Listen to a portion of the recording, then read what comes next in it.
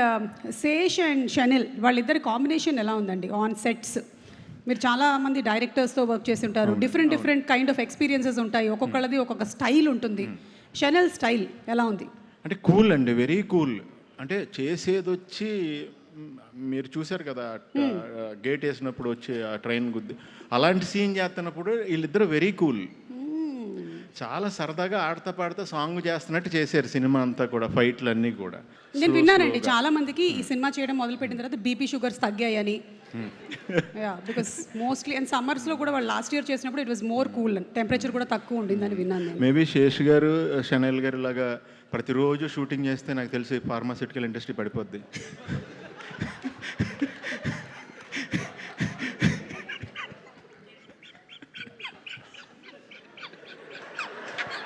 మళ్ళీ కొంచెం గట్టిగానే వరా.